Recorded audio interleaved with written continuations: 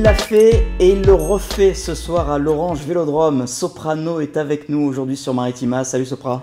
Salut tout le monde, salut.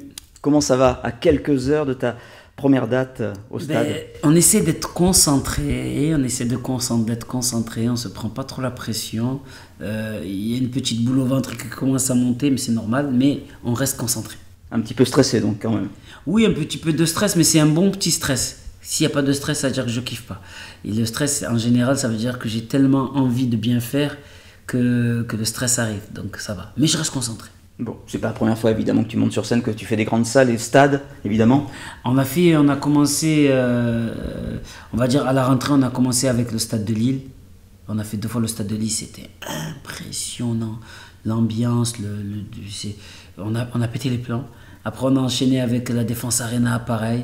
Et là, maintenant, on arrive au stade Vélodrome. Bon, l'Orange Vélodrome, évidemment, c'est une autre saveur. C'est un autre truc, parce que c'est la maison, il y a la famille dans le public. En plus, on a vécu une histoire un peu spéciale, vu qu'on a déjà fait ce concert avec un public magnifique. Donc, le fait de le faire une deuxième fois, c'est encore plus grandiose. Et de le faire 2 fois, c'est-à-dire ce soir et demain soir, c'est incroyable, c'est totalement incroyable. La première fois, c'était il y a quasiment 2 ans, c'était le 7 octobre. C'est toi qui as choisi les dates ou c'est vraiment le fruit du hasard? Non, on voulait que ce soit un peu date d'anniversaire, un peu quand même. C'est fait un peu, c'est un peu réfléchi quand même. On aurait aimé que ça tombe le 7, mais le 7, ça ne tombe pas un jour où on pouvait prendre le stade. Mais voilà. Est-ce qu'il y a 2 ans, tu t'es dit après ton concert, dans un coin de ta tête, si on le refaisait? Si on le refaisait, oui. Mais 2 fois, j'avais pas prévu ça. On n'avait pas prévu ça. Je me rappelle quand même que le patron du stade nous l'avait dit. Il a dit, vous allez voir, on va en faire 2. J'ai dit, non, ça va. Calme ta joie, j'avais dit tranquille.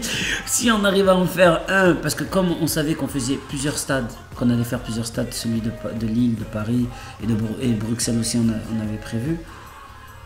On s'est dit jamais on va en faire 2. Déjà, 1, c'est extraordinaire. Mais là, 2, ce soir et demain, on est obligé de tout donner ce soir et demain. Obligé de mouiller le maillot, comme on dit.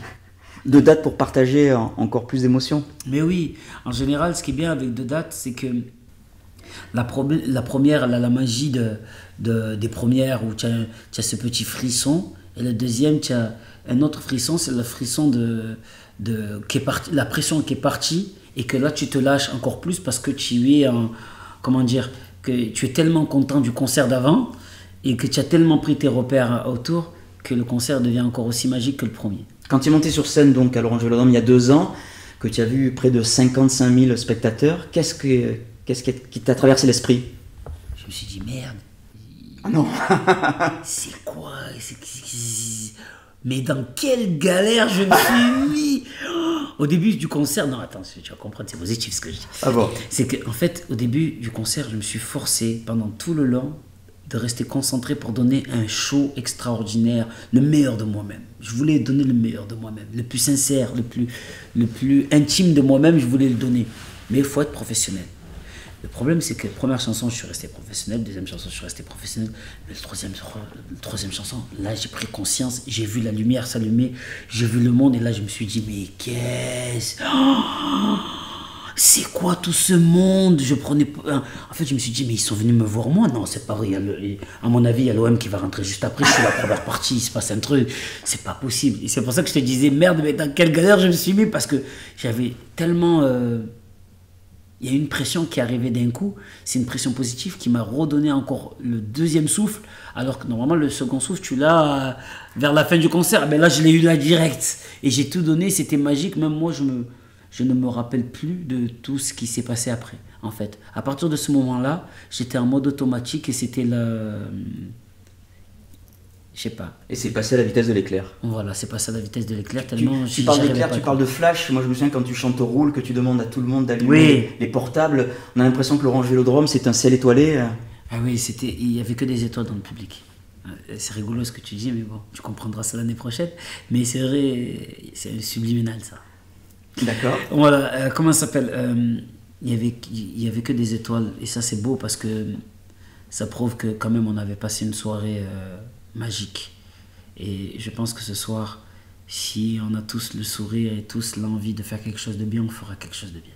On a beaucoup de gens, on a eu beaucoup de retours, des gens qui nous disaient super ambiance, on a passé une méga soirée, on n'a jamais vu une ambiance pareille dans un tel concert. Tu confirmes? Oui. Mais les gens, peut-être qu'ils t'ont dit ça. Attends, moi, je vais te dire oui parce que c'est moi qui fais le concert. Mais tant peut-être ils ont dit ça parce que c'était la période où l'OM, c'était pas trop ça. Donc ils sont arrivés au stade, peut-être ils ont dû se dire ah, en fait, il y a une ambiance quand même. Non, bien sûr, c'était le feu, c'était magique. Et j'espère que ce soir, ça va être pareil. Alors ici on est dans un studio de prod. Comment tu prépares, comment tu as préparé ces deux dates? Il y a une préparation physique aussi, tu es coaché, En fait, comment on l'a préparé? L'expérience d'avoir fait le stade Vélodrome m'a appris beaucoup de choses. J'ai appris bien sûr à déléguer beaucoup de choses parce qu'avant je faisais beaucoup de choses et du coup j'étais fatigué, et ça on l'apprend, mais je pense que c'est pareil pour vous dans le métier de tout le monde. Au début on est vif, on fait plein de choses et à la fin tu grossis et tu délègues pour pouvoir mieux travailler plus précisément sur des détails et tout ça. Donc bien sûr on a travaillé sur des détails, mais ce qui est bien c'est que ce show on l'a rodé, on a commencé à le travailler depuis le mois de mars pour pouvoir l'avoir dans les pattes, pour qu'on puisse arriver au stade Vélodrome. Bien sûr, au stade Vélodrome, il y aura des séquences différentes de ce qu'on a fait depuis le mois de mars, parce que ce sera un concert un peu spécifique, quand même c'est chez nous, c'est la maison. Mais ça nous a permis de pouvoir bien roder le show, pour pouvoir donner le meilleur de nous-mêmes, sans qu'on commence à trop réfléchir, à dire quelle chanson il y a après, qu'est-ce qu'il y a si. Non, ça va être instinctif, et plus c'est instinctif, plus les gens sont avec toi en fait. On se prépare, je disais, parler de coach, on se prépare physiquement, on fait du sport, on fait de la salle, une hygiène de vie saine. Ouais. Voilà, comme un footballeur. Mange bien, dors bien, un peu de sport, beaucoup de patience et surtout beaucoup de recul. C'est important d'avoir beaucoup de recul sur ce qu'on fait, parce que si on est trop conscient qu'on va faire un stade Vélodrome, on est scotché par l'événement. Et on ne profite pas de l'instant du concert, qui est quand même un concert qui va rester gravé dans nos vies, pas qu'à moi, même au public, tu vois, parce que le public il va être là, il va dire on était à un concert de soprano au stade Vélodrome. J'entends encore des gens qui disent du concert de Johnny, pourquoi ils ne diraient pas la même chose de Sopra? Donc il faut qu'on puisse prendre du recul et se dire qu'on vient pour s'amuser, et qu'on vient prendre un moment unique et historique, magique. Il faut qu'on prenne ce bol d'air ensemble avec le public. Alors tu disais des mois de préparation depuis le mois de mars. Est-ce que pendant la tournée tu prends le temps d'écrire de nouvelles chansons? J'ai commencé le nouvel album. Ah.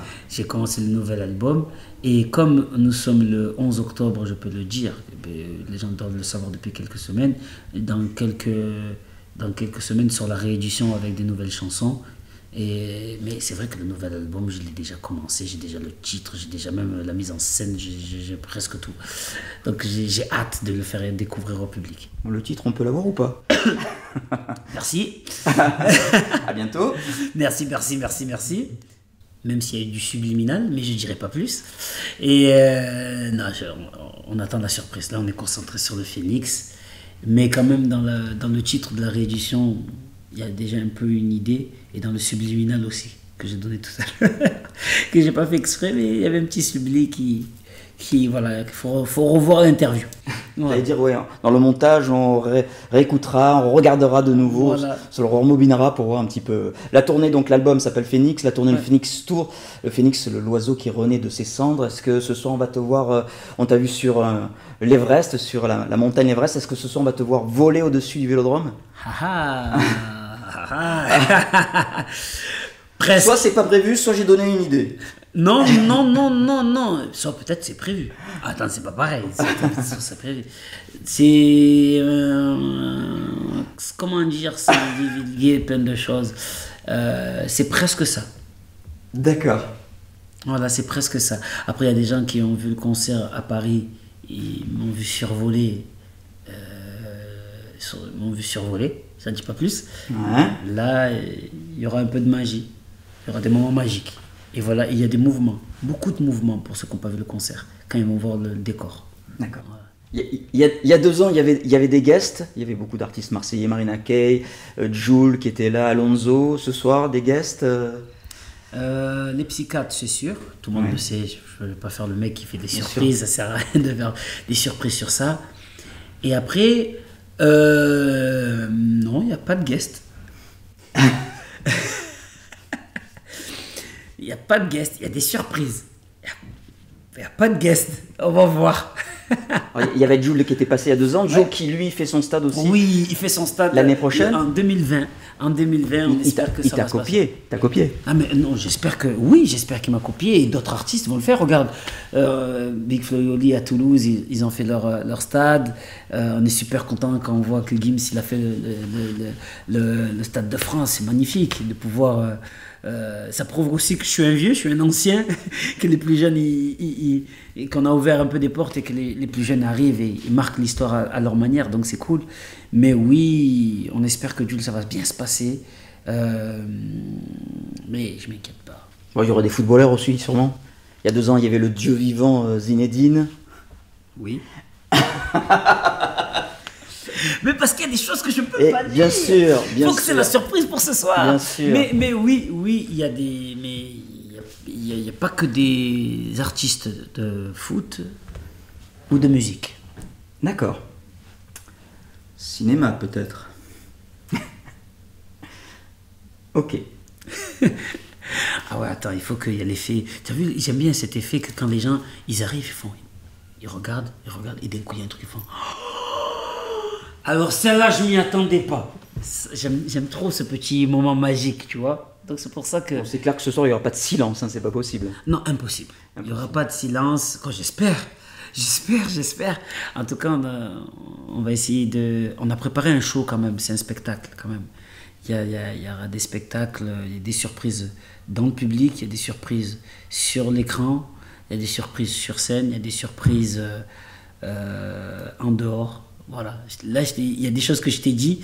Quand tu vas faire le montage, tu vas tout regarder, tu vas te dire putain, en fait, c'est peut-être pour ça qu'elle a dit ça. Alors tu sais que ta chanson Le Coach inspire beaucoup de sportifs en ce moment. C'est pas dans la tête. Et je trouve qu'on ne le met pas assez en avant. Par exemple, même à l'école, je trouve qu'on devrait avoir plus d'heures de sport. Parce que le sport, quand tu es en pleine forme, tu travailles mieux. Tu as des idées, comment ça s'appelle, tu as une positivité qui est un peu plus... qui t'importe un peu plus dans ta vie, qui te fait dépasser plusieurs moments mauvais, désagréables, ou même qui peuvent te permettre de franchir des trucs. C'est pour ça que j'ai dit on a des rêves à soulever. C'est pas que physiquement, c'est mentalement aussi. Je trouve que le sport, c'est un des trucs qui est le plus beau. Alors quand on passe à l'Orange Vélodrome, je m'embrouille dans ce que je dis, mais on peut pas. Non, on a bien compris. Hein. On peut pas éviter de parler ballon. Que penses-tu du nouveau coach André Villas-Boas? Comment ça s'appelle? Il a l'air d'être bien. Je le connaissais pas. Je vais pas mentir. Je vais pas faire le spécialiste foot. On va voir. Franchement, pour l'instant, ça va. Quand on perd, il dit qu'ils ont mal joué. Il commence pas à dire il y avait des trucs bien, il invente quelque chose. Il dit il faut travailler, on va travailler. Ça c'est bien, j'aime beaucoup les nouvelles recrues. Benedetto, j'aime beaucoup. Alvaro aussi, j'aime bien. Le Nantais aussi, comment ça s'appelle? Rougier. Voilà. On est un peu dégoûté pour Thauvin quand même. Thauvin, on lui fait une grosse dédicace. On pense à lui. On espère qu'il nous revient en pleine forme. On lui fait une grosse dédicace. Voilà. Alors, Soprano en chair et en os ce soir à l'Orange Vélodrome, et puis depuis quelques semaines en cire au musée Grévin. Ça fait quoi d'avoir sa statue? Ça fait halluciner parce que tu te dis, mais je ressemble à ça. Je veux dire, comment tu te trouves? Je me suis trouvé... Crédible. C'était pas la statue de Cristiano Ronaldo qu'on avait vu. Non, ça va. C'est un peu mieux. Non, même plus qu'un peu. Franchement, j'ai halluciné. Ma famille, mes amis, ils ont halluciné. C'est un truc de fou. Mais même le fait d'être dans le musée Grévin. Mais comment on fait sa statue? On passe à un scanner? Comment ça se passe? En fait, on scanne tout notre corps. Ouais. Après, on fait ils nous moulent. Ils moulent les bras, les jambes, la tête. Pas la tête, mais les bras. Et après, on fait on travaille sur les couleurs. Ça veut dire les couleurs des yeux, les couleurs de la peau, des dents, la couleur de la barbe. C'est un travail de fou. Hein. C'est un travail de fou. Ça prend beaucoup de temps. Ouais, c'est un gros travail. Les détails des mains, ça fait depuis le mois de... Ça fait un moment quand même qu'on est dessus, depuis le mois de mars, avril. D'accord. Voilà. Et ta statue est au musée Grévin depuis le 20 septembre, aux côtés de Gims, aux côtés de Madonna, Michael Jackson. Voilà. C'est bien voilà. Là, Une belle fierté. Mais oui, à côté d'artistes aussi magnifiques que Gims ou Madonna ou Michael Jackson ou même des footballeurs ou des personnalités extraordinaires. Comme je disais tout à l'heure, un autre de vos confrères, je disais, t'imagines que mes arrière petits-fils, si le musée Grévin existe, ils vont pouvoir voir ma tête. C'est incroyable. C'est un truc de fou, quoi. Alors ici on est chez Omniprod avec un beau canapé et puis un beau triptyque derrière avec un sacré monsieur avec Jay-Z. Ouais. Il t'inspire quoi ce monsieur, côté classe et le côté bad boy? Eh ben, en fait, ce mec-là, il représente un peu... C'est un des mecs qui Ton parcours de vie? Ouais, bon, j'étais pas très bad boy. Moi, j'étais pas de bad boy, mais en fait, ce que j'aimais bien de ce côté-là, c'est le côté débrouillard, avec ce qu'il avait dans la rue. Et lui, il nous a beaucoup motivés à monter Only Pro, qu'on a monté avec tous nos amis, qui la plupart sont ou de la famille, ou avec qui on est à l'école. Et du coup, on a monté cette société où on est, je crois, maintenant une quinzaine, une vingtaine. Et on s'occupe d'artistes, on s'occupe d'une marque qui s'appelle Quell, on s'occupe d'immobilier, on s'occupe de tellement de choses. En étant inspiré de ce grand monsieur qui a réussi à avec rien, faire quelque chose de gigantesque partout dans le monde. Aujourd'hui, quand j'entends qu'il est propriétaire de clubs de basket, et je suis là, je me dis, mais il a des plateformes de téléchargement. Qu'est-ce que tu veux que je te dise? Il faut croire en ses rêves. Il faut croire en ses rêves. Comme je dis souvent, derrière la brume, il faut toujours croire qu'il y a des étoiles. Okay. Voilà. Merci Soprano d'avoir été avec nous aujourd'hui sur Maritima et on va danser à la Carlton ce soir et demain. Vous êtes prêts. Voilà. À l'Orange Vélodrome. Salut Sopra. À ce soir.